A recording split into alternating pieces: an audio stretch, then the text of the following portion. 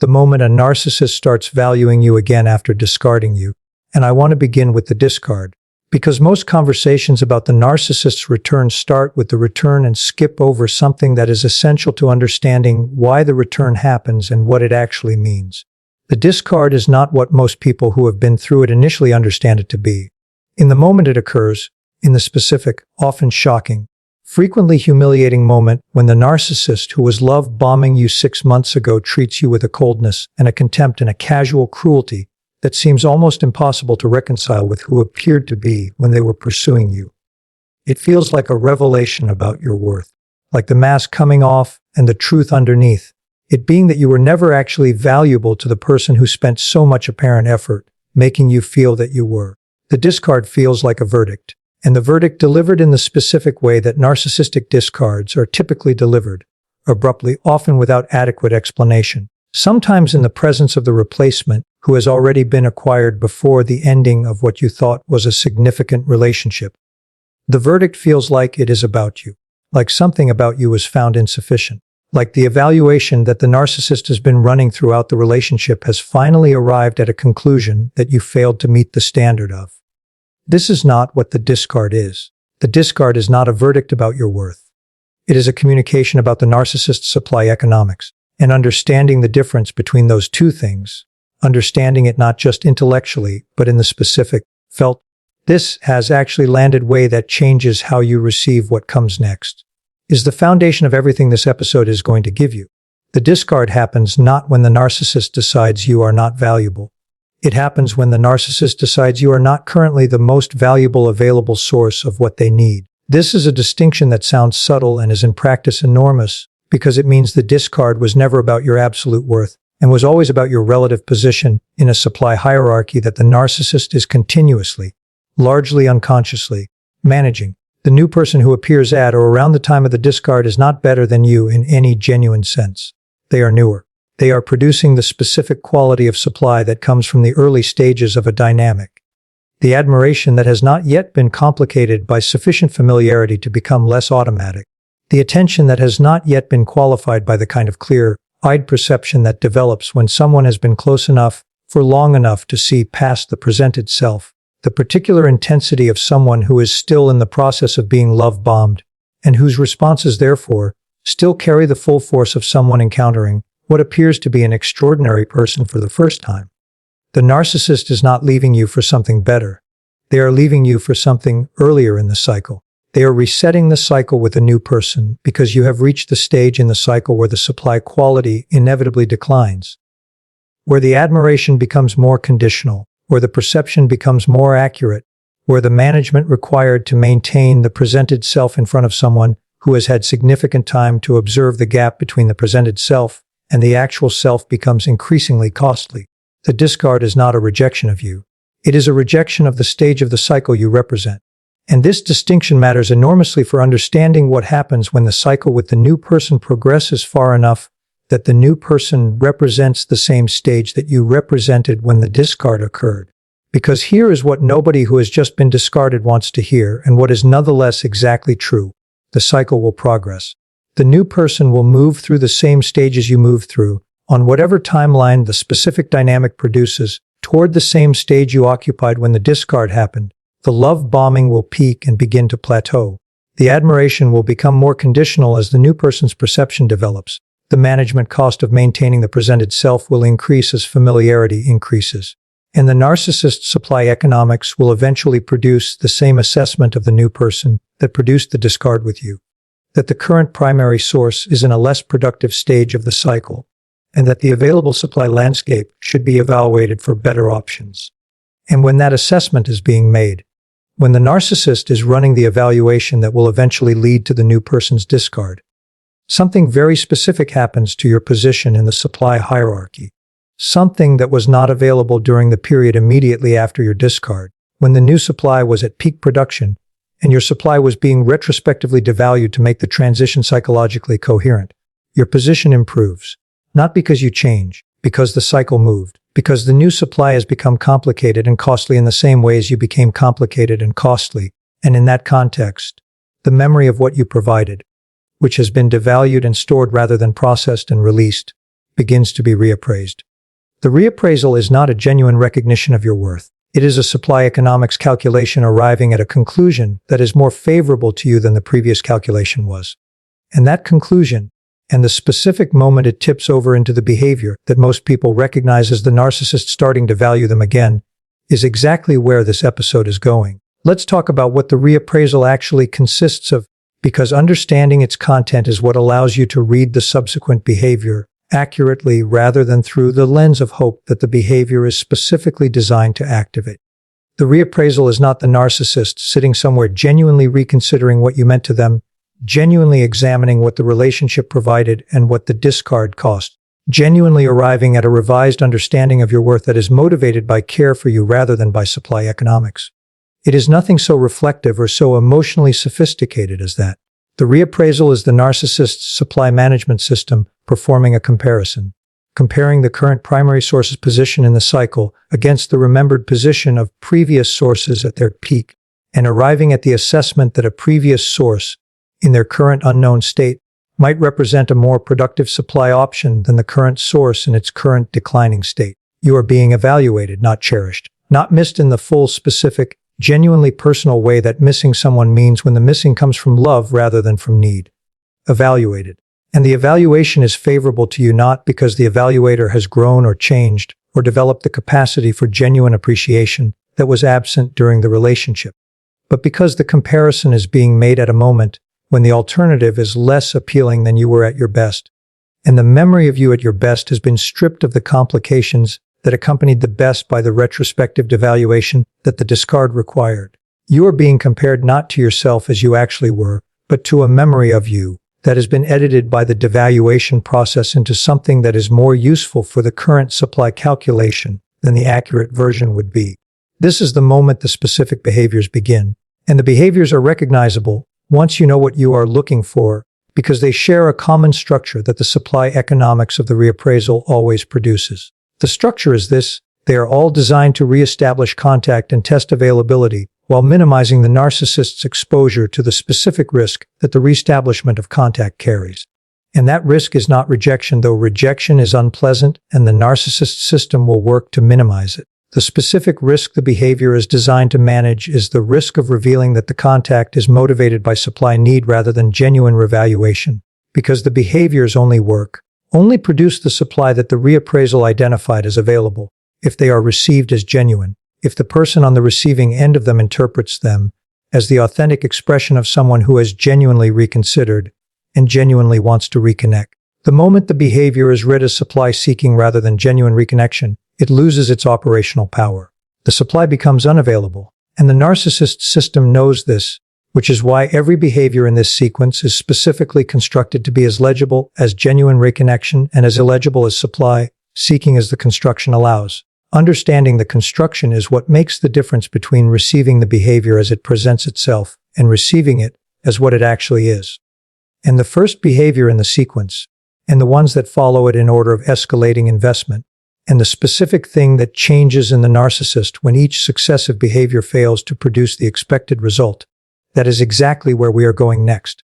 The first behavior in the sequence is the one that is most easily dismissed as coincidental, and that is therefore the most effective opener in the narcissist's revaluation repertoire. It is the indirect signal, the contact that is designed to register without being undeniable, that creates awareness of the narcissist's attention without requiring the narcissist to explicitly acknowledge that attention is being directed. The social media interaction that arrives after weeks or months of complete silence. A like on something you posted, a view on something you shared, a reaction that is small enough to be plausibly deniable as accidental, but specific enough in its targeting to be almost certainly deliberate. The appearance in a shared social space that could be coincidental, but has the specific quality of a presence that is aware of your presence in a way that coincidence does not usually produce. The message through a mutual connection that is framed as casual information sharing, but that is specifically calibrated to land in your awareness as a signal that the narcissist is thinking about you without the narcissist having the risk of direct contact. These indirect signals are not random. They are the narcissist system testing the environment before committing to a more direct approach. Gathering information about your current state, your current availability, your likely receptivity to more direct contact, without expending the investment that direct contact would require, and without exposing the narcissist to the specific vulnerability of explicit reaching that could be explicitly rejected. The indirect signal is deniable. If it does not produce a response, it did not happen in any way that requires acknowledgement. If it does produce a response, even a small one, even an indirect one, even the mere observation that you noticed and did not actively block or remove it, it has provided information. It has told the narcissist system that the channel is open, that the environment is not so hostile to contact that direct contact is not worth attempting. And with that information, the sequence moves to its second behavior. The second behavior is the reach that is framed as something other than a reach, the direct contact that arrives dressed in a context that provides plausible explanation for the contact independent of the supply, seeking that is actually motivating it, the message that references something apparently neutral, a shared memory that seems to have surfaced organically, a piece of information that you would supposedly want to know, a question about something that you were apparently the only available person to answer, a congratulation on something visible in your life that provides a socially acceptable pretext for breaking the silence without the break requiring any acknowledgement of everything the silence followed. The framing of this contact as something other than a reach is not incidental. It is the most important structural feature of the second behavior, because it is the framing that makes the contact receivable by someone who would not receive an explicit acknowledgement of the reach without the protective context the framing provides. The explicit reach, I have been thinking about you, I miss what we had, I want to talk, would require the narcissist to be vulnerable to a degree that the threat management system will not permit without significant preparation, and without the environmental information suggesting that the vulnerability will not be met with rejection. The framed reach requires no such vulnerability. It arrives as something else and carries the supply, seeking as a passenger rather than as the declared purpose of the journey. And you, receiving it, are being asked to respond to the declared purpose, the memory, the information, the question, the congratulation, while the passenger is watching to see whether the response suggests that more direct contact would be welcomed. What the narcissist is watching for in your response to the second behavior is something very specific, and understanding what they are watching for is what allows you to understand the full intelligence gathering function of this stage of the sequence. They are not simply watching for warmth or coldness in the response, though those are relevant data points. They are watching for the specific quality of your engagement that would indicate whether the version of you they remember, the version produced by the devalued memory that the supply economics calculation has been working with, corresponds to the version of you that is actually responding. Whether you are still the person they knew, organized around the same needs and the same vulnerabilities, and the same specific frequencies of connection that made you a productive supply source when the relationship was at its peak. Whether the discard and its aftermath have produced the kind of change in you that would make the supply they are seeking less available than the calculation assumed. And here is where the sequence encounters the variable that the narcissist's calculation did not fully account for, and that the sequence most consistently fails to anticipate correctly. The person who responds to the second behavior is often not the person the devalued memory represents. The person who responds has, in many cases, been through something in the aftermath of the discard that the narcissist system has no adequate model for. The specific, hard-won, often painful growth that happens when someone who was diminished by a relationship finally has enough distance from it to begin returning to themselves. The person responding is often clearer, more grounded, more specifically aware of what the relationship actually was and what the contact is actually for. And that clarity, if it is present in the response, registers in the narcissist system as something unexpected, as a change in the territory that the map did not predict. And the sequence's response to the unexpected clarity is what reveals most completely what the revaluation sequence actually is and what it actually is not. If the response suggests availability, warmth, reciprocity, the specific quality of someone who has been waiting for contact and is relieved by its arrival, the sequence accelerates. The third behavior arrives quickly. The framing of the contact as something other than a reach begins to dissolve as the supply economics calculation shifts toward higher confidence that the investment of more direct, more vulnerable, more explicitly reconnective contact will produce the return that the calculation identified as available. The third behavior is what most people recognize as the beginning of what feels like genuine reconnection. The conversation that goes deeper than the framed reach permitted. The acknowledgement of the shared history that the framed reach did not reference directly. The expression of something that resembles missing that carries the specific emotional weight of someone who has been thinking about you in a way that was more than casual. All of this arrives, and it arrives with the same quality that the original love bombing arrived with. The quality of someone who sees you, who is interested in you, who is directing toward you an intensity of attention and apparent care that is difficult to receive without responding to it, with the specific hope that the attention is what it appears to be.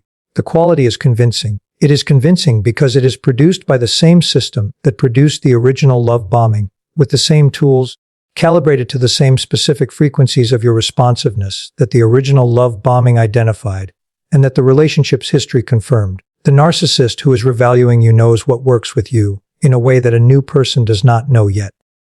The intimacy of the shared history is being used, not as the basis for genuine reconnection, but as a targeting system for the reconnection's performance. The history makes the performance more precise, and the precision makes it more convincing than anything a new person offering the same intensity could produce, because the new person would be working from general principles, while the returning narcissist is working from specific, confirmed, personally calibrated knowledge of exactly what you respond to most completely. But if the response to the second behavior suggests clarity rather than availability, if what comes back carries the specific quality of someone who has processed what happened and arrived at an understanding that is hope of reconnection, the sequence does not simply stop, it adapts, because the supply economics calculation that produced the revaluation also produced an assessment of the potential supply value that makes the investment of adaptation worthwhile. The narcissist whose second behavior met clarity does not conclude that the sequence should be abandoned. They conclude that the approach requires recalibration, and the recalibration produces something that is in some ways more sophisticated, and in some ways more revealing than anything the sequence has produced so far. It produces the acknowledgement, not the full, genuine accountability-based acknowledgement that the relationship deserved and never received. The strategic acknowledgement, the specific, carefully calibrated admission of something that was done wrong, offered not because the reckoning has finally occurred, but because the calculation has determined that the acknowledgement is the tool most likely to produce the availability that the previous approaches failed to produce in the presence of the clarity they encountered. The strategic acknowledgement arrives with the specific quality of something that costs something to say, a vulnerability in the delivery, a weight in the admission, a quality of having finally arrived at something that was previously unavailable. And for the person whose clarity includes the genuine wish, however well managed, that the relationship had been different, the strategic acknowledgement activates something real, something that is not naivety or weakness, but is simply the honest response of someone who loved something real and who, presented with what appears to be the genuine recognition that was never available during the relationship, feels the specific pull of a door that seemed closed appearing to open. The pull is real. The door is not. And knowing the difference between a pull that is real and a door that is genuine is the most important thing this episode can leave you with. Because the pull will always be real when something real was felt. And the door will only be genuine when what is standing behind the acknowledgement is something that was not standing behind the relationship. The actual, sustained, behaviorally demonstrated change that no sequence, however sophisticated, and no acknowledgement, however strategically delivered, can substitute for it. That is the standard, not the sequence. Not the acknowledgement. The change demonstrated across time, in behavior, without the supply economics of your response determining whether the change continues. That standard, held clearly and without the softening that the sequence is specifically designed to produce, is the only thing that allows you to receive what the narcissist is doing when they start valuing you again after the discard for exactly what it actually is, a calculation that arrived at a favorable assessment of your supply value. And the most complete, most honest, most self-respecting response to a calculation is not the warmth the calculation was designed to produce. It is the clarity the calculation was designed to prevent. That clarity, held steadily in the presence of everything the sequence brings, is not coldness. It is the most specific and most complete form of self-knowledge available. And self-knowledge, in the presence of someone whose entire engagement with you is organized around preventing you from having it, is the only protection that actually works.